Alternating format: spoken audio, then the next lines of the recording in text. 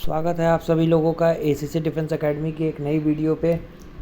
तो इस वीडियो में हम लोग बात करेंगे ह्यूमैनिटीज़ के सॉल्व पेपर की। और हम लोग जिस एसीसी के ह्यूमैनिटीज़ का सॉल्व पेपर देखेंगे डिटेल सोल्यूशन के साथ वो है एसीसी 129। ये इसका पार्ट फर्स्ट है जिसमें हम लोग 12 क्वेश्चन देखेंगे। पार्ट सेकंड जो इसका आएगा उसमें 13 क्वेश्चन हम लोग देखेंगे। क्वेश्चन के साथ साथ बहुत सारी एडिशनल इन्फॉर्मेशन भी आपको मिलेंगी।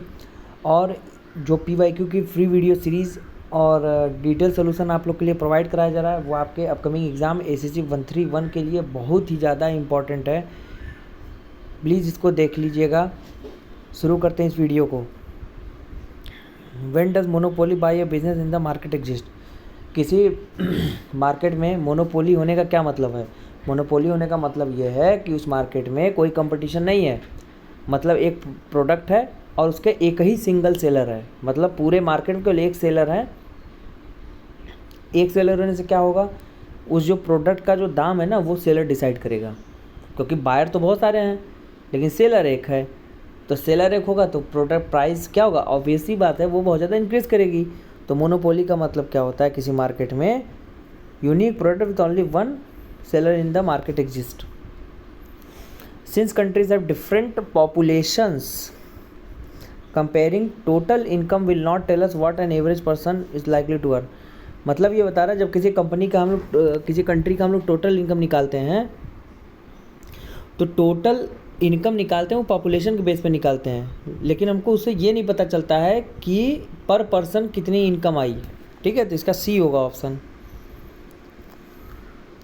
Next, in Nepal there was a violent conflict between the arm forces of king and arm forces of king और किसके बीच में नेपाल का कन्फ्लिक्ट हुआ था? ये कन्फ्लिक्ट हुआ था 13 फरवरी 1996 में। नेपाल को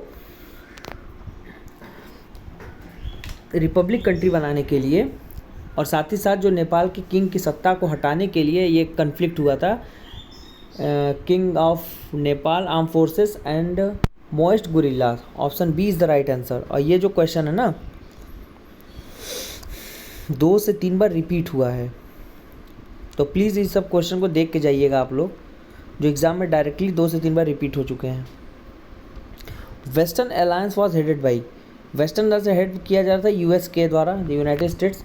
इसमें एक चीज़ मैं आपको और बता दूं कि सेकेंड वर्ल्ड वॉर के बाद जब कोल्ड वॉर का रीजन आया, कोल्ड वॉर मतलब ये होता है कि जैसे युद्ध की संभावना बनी बट युद्ध नहीं होगा। तो कोल्ड वॉर में कौन कौन सामने थे? एक तो था USA और दूसरा USSR, सोवियत संघ रूस। ठीक है, तो इन दोनों कंट्रीज़ में जो ऐसे माहौल हो गए थे, कोल्ड वॉर का मतलब समझिए ऐसा माहौल हो गया था जब कि जैसे इंडिया ने एयर स्ट्राइक किया था पाकिस्तान के ऊपर, एक एग्जांपल लेते हैं, किया था।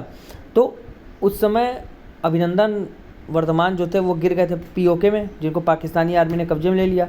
उसके बाद क्या हुए, एक टेंस क्रिएट हुआ। टेंस कैसे क्रिएट हुआ कि अब युद्ध हो जाएगा, अब भारत पाकिस्तान बीच वॉर होगी, बट वो वॉर हुई नहीं लेकिन एक माहौल बन गया। That is called a cold war. और ये कोल्ड वॉर 1945 में स्टार्ट हुआ था। तो वेस्टर्न अलायंस कहाँ था? वो US स्टेट के पास था। Who was the last king of Mughal dynasty, Mughal dynasty का अंतिम शासक कौन था? बहादुर शाह जफर थे, जो 1857 रेवोल्यूशन के बाद पूरा मुगल शासन का पतन हो गया था। तो दिल्ली में बैठे थे बहादुर शाह जफर और वो अंग्रेज़ों के पेंशन लेके काम करते थे। ठीक है, क्योंकि इनका पूरा दिल्ली कब्जा कर लिया था किसने? अंग्रेज़ों ने। First round table conference 1930 held कहाँ हुआ था? ये हुआ था लंदन में हुआ था। इसके पीछे की कहानी क्या है? देखो, राउंड टेबल कॉन्फ्रेंस में ये चीज़ देखी गई थी कि भारत के कॉन्स्टिट्यूएंट असेंबली का बनाना और संविधान निर्माण का क्या प्रोसेस होगा, कैसे क्या संविधान का ये लोग फ्रेमवर्क क्या होगा, उसकी चर्चा करने के लिए अंग्रेज़ों ने राउंड टेबल कॉन्फ्रेंस रखी थी एट द टाइम, उस समय के तत्कालीन प्रधानमंत्री के द्वारा, जहाँ पे इंडियन लीडर को लंदन बुलाया गया था कि वो लोग आएँ और चर्चा करें। ठीक, तो इसका जो आंसर होगा ऑप्शन नंबर बी होगा। एक क्वेश्चन और पूछा गया था कि 3 राउंड टेबल कॉन्फ्रेंसेज हुई थी और तीनों में इकलौते ऐसे लीडर थे जिन्होंने पार्टिसिपेट किया था, वो थे डॉक्टर साहब भीमराव अम्बेडकर। ठीक, याद रखिएगा। Infant mortality rate IMR indicate करता है the number of children that die before age of 1 year as the proportion of 100 live children born in the particular year. मतलब पर्टिकुलर ईयर में 100 बच्चे पैदा हो रहे हैं तो 1 साल के भीतर जितने बच्चे मर जाएंगे, डेथ हो जाएगी उनकी, उनको बोला जाएगा IMR। In which of the following market form a firm does not exercise control over price. जब कोई मार्केट है वो प्राइस के ऊपर कंट्रोल नहीं करी, उसको क्या बोलेंगे? Perfect competition.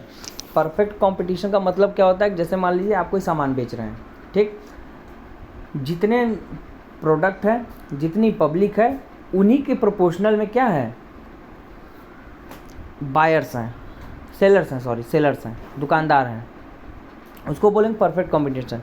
जैसे भारत में क्या है? परफेक्ट कंपटीशन है। क्यों? क्योंकि जैसे एक परचून की दुकान हमारे गली में खुली है, सामान की, किराना स्टोर, ऐसे देखते थे 3-4 किराना स्टोर खुल गई थी। जो पहले ऑप्शन मेरे पास एक दुकान का था, अब वो मेरे पास 4 ऑप्शन का हो गया। तो वहाँ पे क्या है?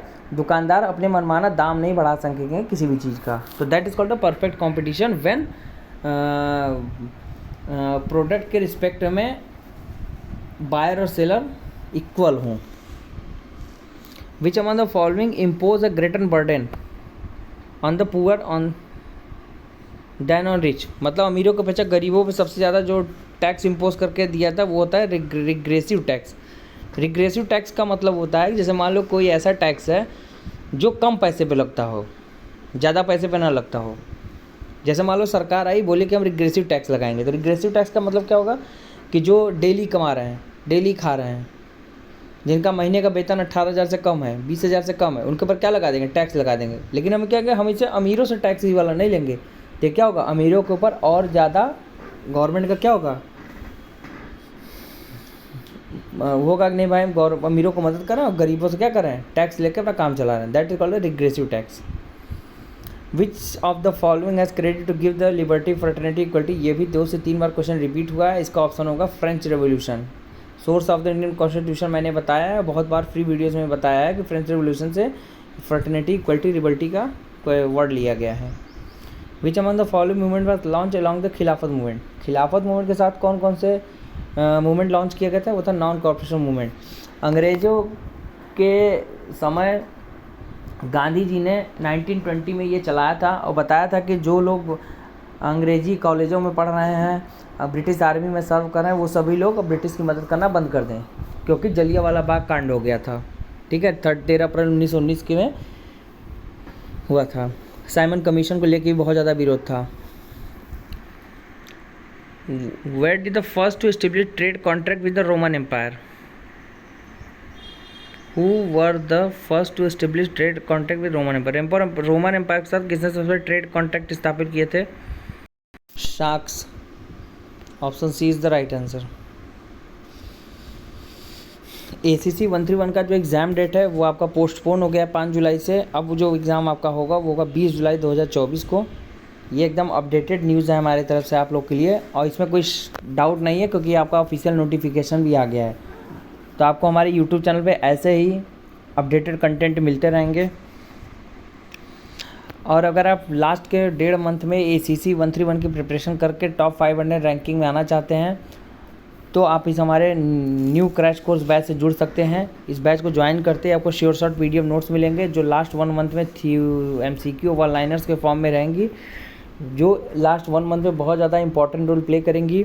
500 से ज़्यादा घंटे की रिकॉर्डिंग लेक्चर्स होंगे, मैराथन क्लासेस होंगी 9 to 11 PM पे, जहाँ पे आपको टीचर के साथ इंटरेक्शन करने का मौका मिलेगा। मॉक टेस्ट और PYQ भी आपको सॉल्व करवाए जाएंगे, जो कि 999 में ही आपको पूरा मिल जाएगा। तो 8120745966 से व्हाट्सएप करके आप इस क्रैश कोर्स से जुड़ सकते हैं और अपनी प्रिपरेशन को लिमिटेड टाइम में स्मार्ट स्टडी करके, प्रैक्टिस करके अच्छे तरीके से अपने एग्ज़ाम में मार्क्स को इन्हेंस कर सकते हैं और सिलेक्शन ले सकते हैं।